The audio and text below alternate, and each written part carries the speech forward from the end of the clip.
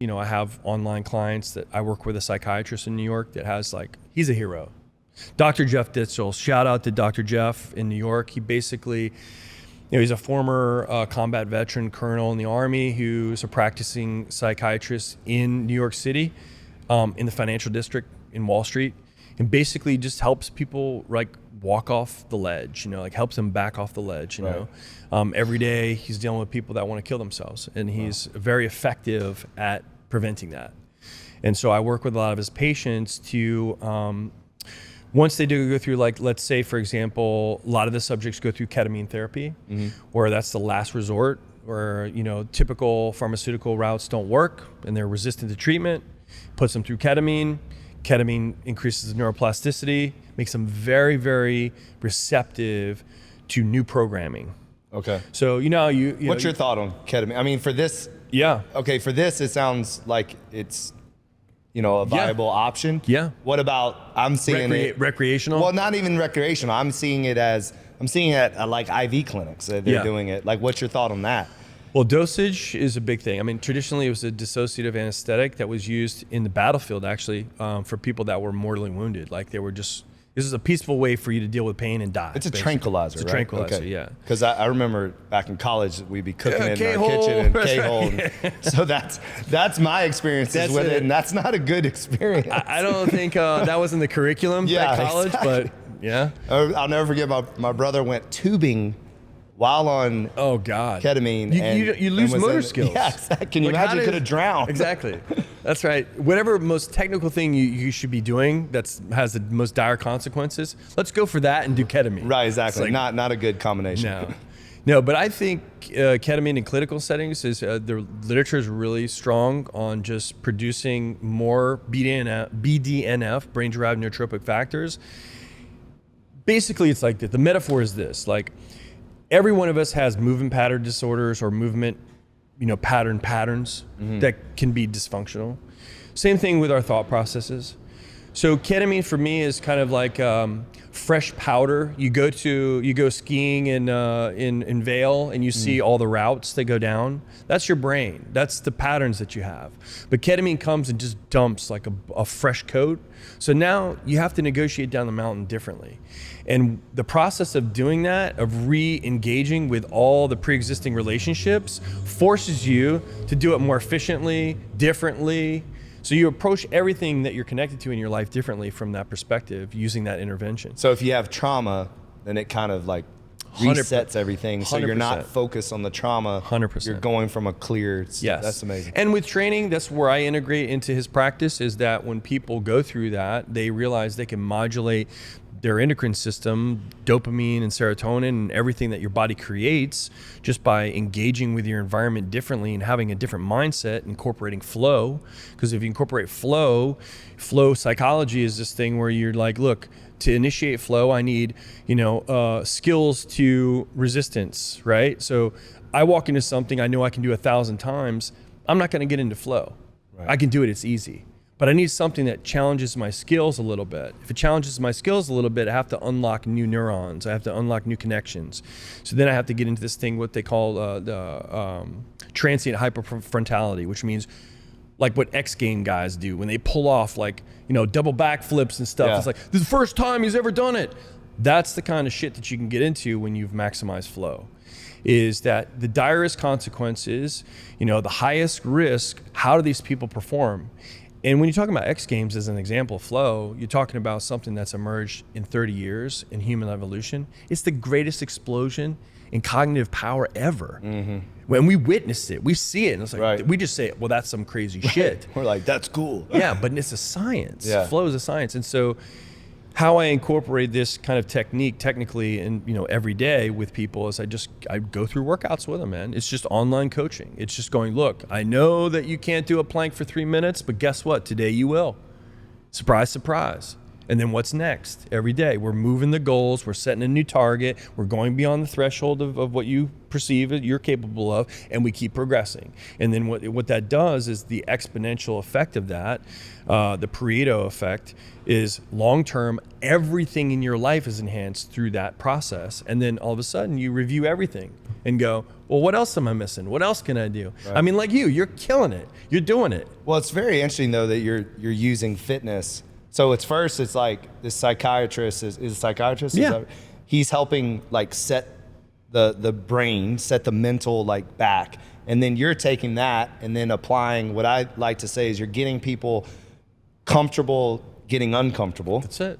But then it's really interesting because I've always been a big believer that fitness is like our anchor. It's like something that if we do daily, it sets us up to be able to do anything. Mm-hmm. Because if we can do that suck or that hard thing first, whether it's the cold plunge or doing a pit class or, doing one of your 3-minute planks or something like that, you're saying to yourself, I can do anything. Mm-hmm. And then you walk away and let's say, someone cuts you off in the street and then you can handle those situations. You have a tough interaction with an employee, you're able to handle these stresses that life brings because you've already put your body through stuff like in an ultimate way. So it's fascinating that you're doing it at such a high level with people that really, really need it.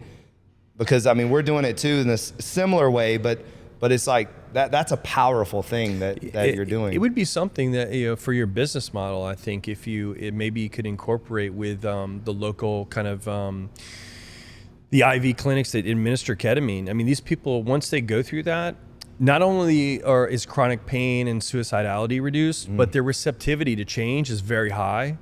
Their neuroplasticity is very present. So they're perfect candidates for like adjusting their lifestyle at that point. It sounds like it's like would you say they need to jump into something? Yes, absolutely. Because if they don't, then they could possibly fall back, right? Exactly. So you need to plug something in to occupy that energy because energy doesn't die, it just changes form. Mm-hmm.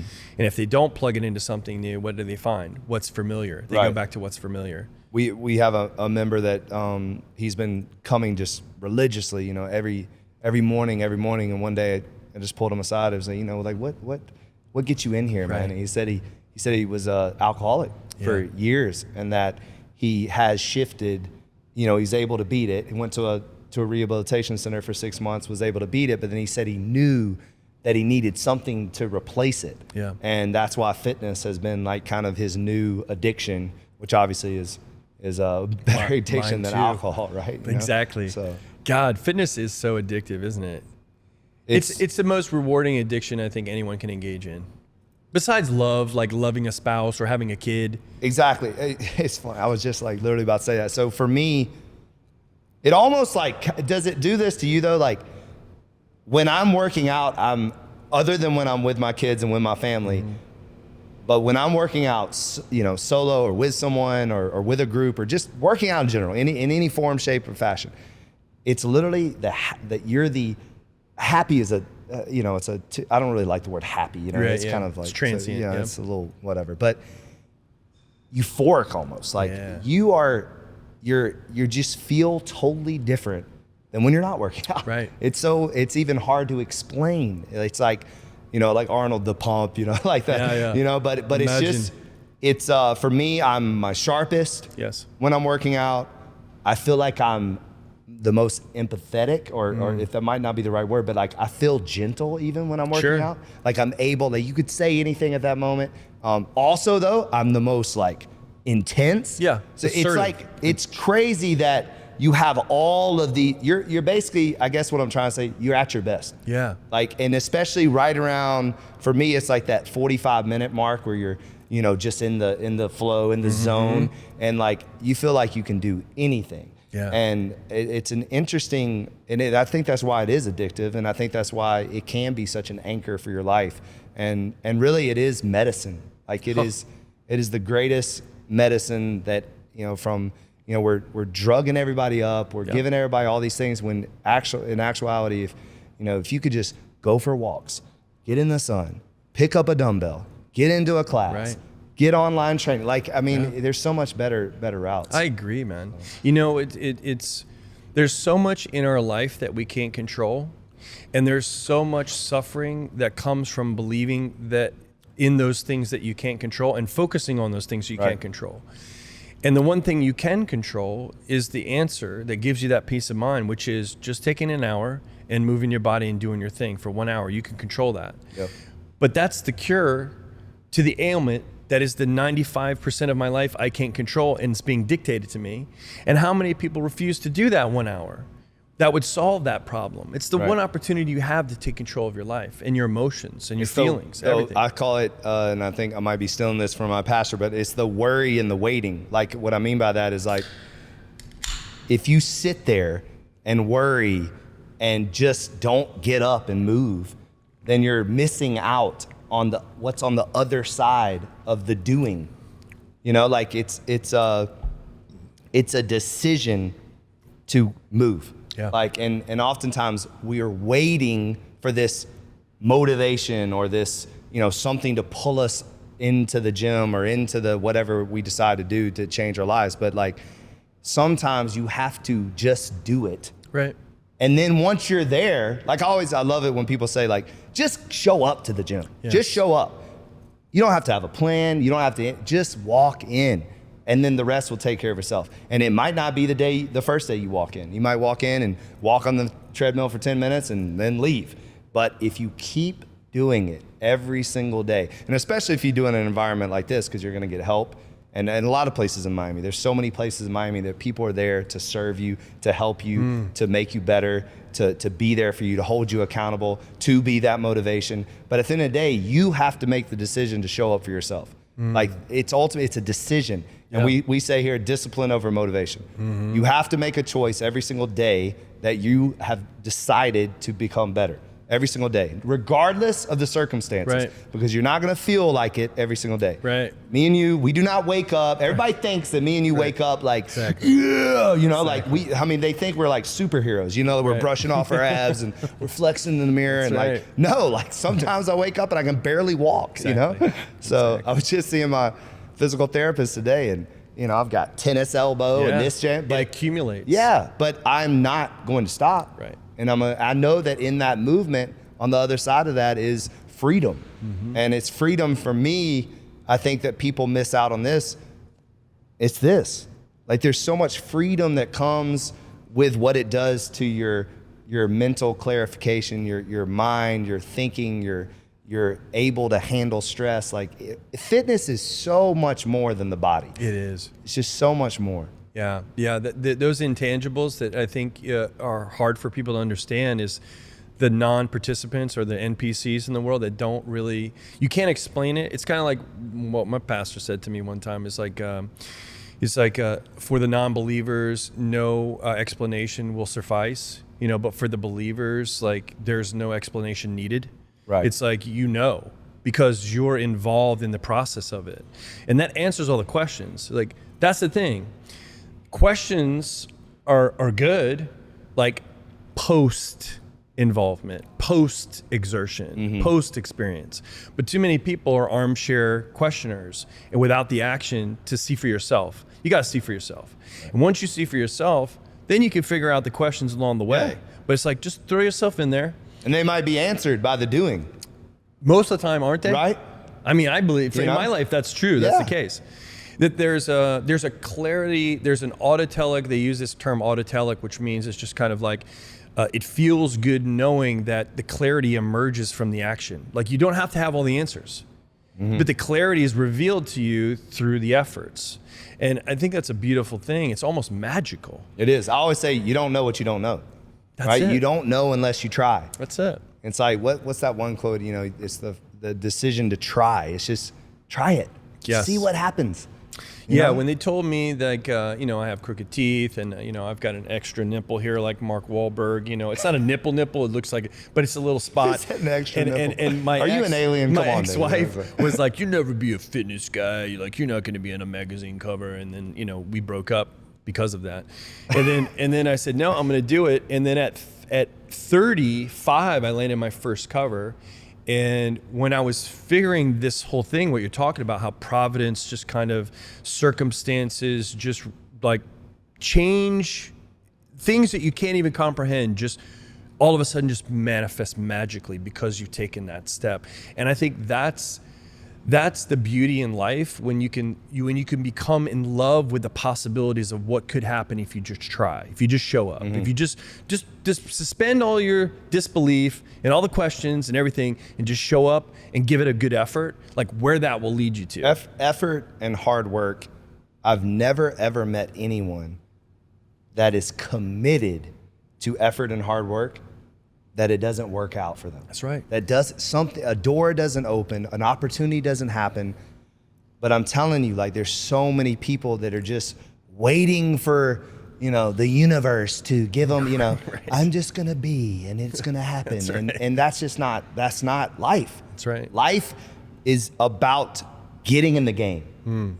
You have to get in the game. You gotta play. Yeah. And then obviously from that, something's gonna happen. Yes. So yeah, and that, I think every individual has a unique kind of special gift to give the world, and the burden of, let's say, being called to produce that gift is in the crosshairs every day of action and non-action. And that eventually when the doors of opportunity close, and then the regret of knowing that you had this gift and then realizing when it's too late, then that becomes what we experience as people that are depressed or live unfulfilled lives or just are lost. There's lost souls out there. What's that book, Amber, that I told you to read recently? The Art of War. Have you read that one? Yeah, exactly. No, not that one. It's similar, but it's The War of Art. Yeah. The War of Art. The War of Art. Yeah. Yeah. I've heard the book. I haven't read You that would one. love that. Yeah. So it's basically how we get stuck in the fear of the what ifs. Like, instead of, like, we have this creative inside it. Let's use singing, for example. Like, singing is, and Amber can relate to this. So, you have this gift of singing, but singing is you're putting yourself out there. Like, Right. you talk about a vulnerable thing. Right. Like, it is it's tough, right? And That's so, but a lot of times people that can sing, they never sing. Right. And they only sing, say, in their shower on their own, but they never step out because it's so horrifying. It's so scary. But what if, but what if, you know what I mean? Right. What if you could just put down that fear and just show up for yourself and see what happens on the other side of that faith of taking, saying, you know what, who cares? Because, and then that's where the greatness comes from, is like being vulnerable to, maybe it doesn't work out. But at the end of the day, like, who cares if it doesn't work out? Like, that's what I've never understood. So if you're a guy, let's say you're a surfer, a guy or girl, whatever, and there's a tsunami that's hitting this coast of Florida, right? And you're the only soul that gets out there to ride that sucker, and you don't ride it all the way, you crash and burn. Are you still people are still gonna say, look at this crazy person, this is amazing, this person's doing this. Everybody's gonna remember you for the effort that you put in, even if you crashed and burned. Yep. I mean, look at Evel Knievel. The guy wrecked more than he succeeded. I know, right? And he's famous for... Well, almost all, if you really look, like the Michael Jordan, I missed 9,000 shots in my Babe career. Ruth struck out more times than he hit home runs. It's amazing if you really examine all this just absolute greats, the heroes. They have way more losses than they do wins. They do. Way more. But it's because they try constantly. How do you, as an individual, how can you handle that and know that failure is a part of the process of success versus failure is something that defines you as a person? Right. How do you brush that off and be like, I'm still going to have the same optimistic attitude I did yesterday when I failed miserably. I learned from it. I'm going to change. But you know what? I may fail again too today. But at the end of the day, I feel like you're perfecting your craft, and maybe, just maybe, you're failing because you're being called to a very specialized craft. Right. Not an everyday craft. Well, if you're failing at something that's difficult, then that's what's supposed to happen. Exactly. So if you're failing at something that's easy, then you probably shouldn't even be attempting it anyways. But so, like, most things that you fail at are difficult. Like if the challenge was me and you walking up these stairs, okay, that's, we're gonna do that. But if the challenge is walking up those stairs for 24 hours, okay, now we're talking about something. Like Right. it's all in what you're trying to attempt. And I think that many people sell themselves short on what they're capable of. And I see greatness in so many people on the other side of effort. And no one's greatness is ever found on the couch, or no one's greatness is ever found in their procrastination, in their pausing of trying to do something great. So, you know, I wish more people would just take risks, take chances on themselves. Like, give yourself a little bit more credit, because there's just, I meet people every day that are so gifted in their own way, you know? Yeah. Do you think that the human capacity, kind of like muscle can atrophy, right? Muscle can hypertrophy. If you don't use it, you lose it. Let's say if I hired a personal trainer to do all my exercises for me, would I get the benefit of it? No. So I think there's a lot of people that suffer from this, the idea of other people's ideas, and the capacity for their own imagination to really see themselves and see what they can truly imagine for themselves is atrophied. And the quick fix for that is just find an idea of someone else doing something, because that's someone else has done it, I can do it too. Right. Where the real hard path is to go, no, I know myself well enough. I'm going to look myself into what I'm supposed to be doing with my life. And yeah, the vision may change along the way, because your life changes, your capacity to do things changes. Like I used to be able to, walking lunge 225 and squat 405. I would never do that now. It's a bad idea for me. Right. I've had to adjust my life based on my evaluation of my capacity to do things in the stages. And some people don't age gracefully for that. Some people like to push really hard when, look, I'm an advocate for that blue zone mentality of like, look, lifestyle plays a factor, and I don't want to pull mitochondria out of my brain and my heart just so that I can be a big, jack, strong guy. There's no longevity there. My physical therapist today, we were literally talking exactly like this. So because to your point, I'm 46. In my 20s, I was doing all kinds of crazy stuff. Crazy. I was 240 pounds and just massive and lifting crazy and running and hitting. And, I played college football. So just tons of crazy stuff. And then you still feel 25, like you feel 25 on the inside, your heart, your head, but your body is not the same. It's just not the same. So I've noticed now that I am making wiser decisions in the gym. And I told him that the main reason I show up every single day for myself in the gym is for my brain. It's for my creative. It's for my stress. It's not for the strength and the six pack. It's a byproduct. Like that's just secondary. And I feel like I still look good and I can maintain that, but I don't have to. The ego is not there, is what I'm trying to say. Like ego lifting, ego running, all that stuff, it's gone. Like, and I've felt it come back. You'll see like one of your 26-year-old trainers, and you're like watching them, do something. You're like, maybe I should go over there and show them what's up. And then I quickly say to myself, don't do it. Yeah. But back in the day, not even probably 3 years ago, I was the guy that, Same here. Yeah, I would watch somebody do like, set a bench, and I'd be like, can I work in with you? And then do like, let's go together. Let's double reps they did, just to be basically a jackass, really, like if you really think about it. But yeah, they're definitely not lifting like that anymore. Also recognizing that I have a 4-year-old. You have 5 kids. So I have a 4-year-old, I have a baby on the way. I want to be able to run around with them, and be mobile and not be in pain, and be joyful around them too. Like be enthusiastic when they want to be outside all day long, playing in the dirt and the rocks. Wearing themselves out. And wearing themselves out. Like we want to be present. That's right. That's so important. And if you're hurting yourself every day in the gym, you're not going to be very nice and to your kids. No, you'll or to turn your wife. into a digital babysitter real quick. You'll hand them an iPad, and then you'll ruin their brain, and that's it. And there's no way I'm going down that path. Me either. No way. So that's the thing, is like anybody who's gone through like trauma, or you're out there and you believe that there's debilitating factors that have been written in stone into your life, and you think that these things are prohibitive in terms of your personal growth or achieving what you want.